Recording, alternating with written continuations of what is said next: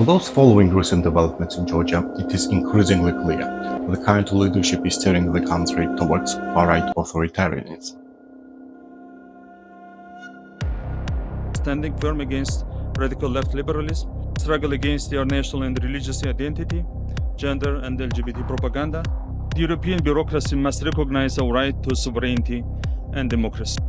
But let's step back a little to see how far-right ideas and movements evolved before the ruling party embraced the whole agenda. This territory belongs to Georgia. By late 1990s, after the wars in Abkhazia and South Ossetia, nationalists focused shifts from ethnic minorities to religious ones, especially targeting Jehovah's Witnesses. This doesn't change much up until the late 2010s. Georgia's ultraconservative scene is rooted in religious fundamentalism. Fundamentalists frame religious diversity and tolerance to it as a Western threat. One example, the Union of Orthodox Parents, a movement steeped in religious dogma and led by clerics. This is also a time when anti-queer hate is becoming a slowly growing trend. So, well before queer activists organize publicly, the Orthodox parents and anti-liberal media are already inciting gay panic and alarm against anything they deem a moral perversion. This is the scene of them trying to stop a gay parade in Georgia's Batumi city in summer 2010, an event that was never planned. So they don't just preach hate, they act too. In 2008, Orthodox parents attacked a Halloween celebration. 2 years later, they, together with other fringe groups, stormed a TV studio. These groups don't run for office, but they normalized violent extremism and they demonized the West. Later, they finally get an openly queer group to rally against. In 2012, a planned queer march is violently countered, and instead of violent extremists, police detain queer activists. The next year, thousands attack a queer group planning to hold a procession. But 2013 violence is different. This is no longer fringe, it's church-backed mass mobilization. So around 2015, the pro-Russian alliance of patriots peaks and later enters parliament. So the sermons of West-bashing priests and success of pro-Russian political party create this optics of a homogeneous, Russia-loving right. But the scene actually diversifies. New groups emerge. More secular, online-savvy, fluent in human rights language. National Front leans on anti-gender ideology. Abortion, lands privatized to and owned by foreign citizens, Turkish Islamist expansion, Chinese migrants, against the Russian occupation of Georgia's territories, so not just homosexuality.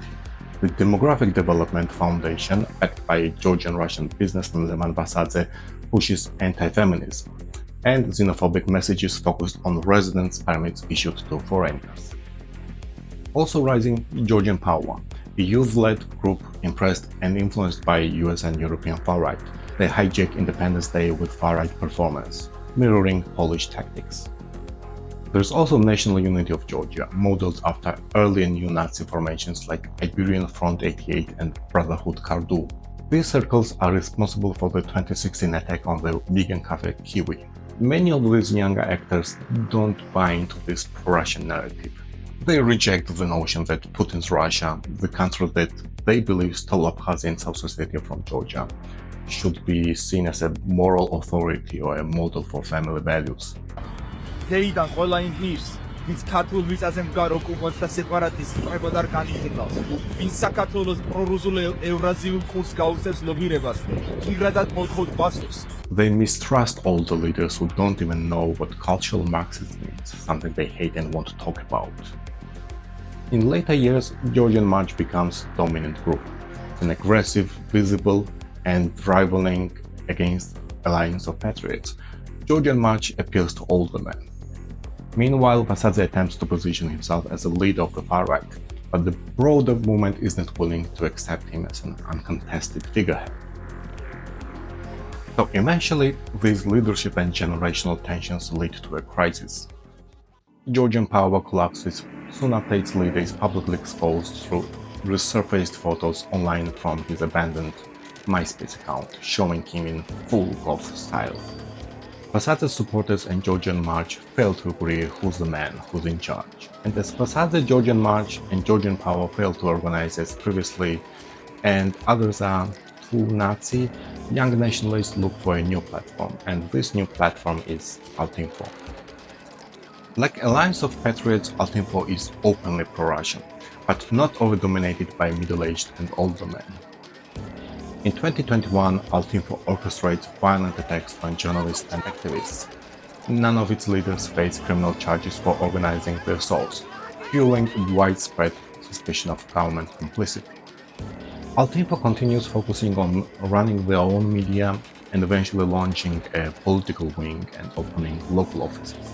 But after Russia invades Ukraine in 2022, Altinfo starts to lose momentum, and ahead of the 2024 parliament elections, Georgian Dream takes over much of the rhetoric, including calls to ban gay propaganda. As post-election state repression escalates, Altinfo appears to play a smaller, if any, role in anti-liberal violence. So, from 2010s on, Georgia's far right evolves, from clergy-led extremism to a fragmented and diverse movement. It begins with mobilizing against religious pluralism and incites gay panic, moves to campaigns mostly focused on disrupting pro-queer marches and preemptively occupying public spaces, and also expanding to anti-feminist and racist xenophobia in a very Western fashion. Also, there's a very obvious generational divide. Younger nationalists are more expressly neo-fascist and neo-Nazi and unambiguously anti-Russia, while groups dominated by older men and enjoying most of the media attentions, to say the least, don't hate Russia.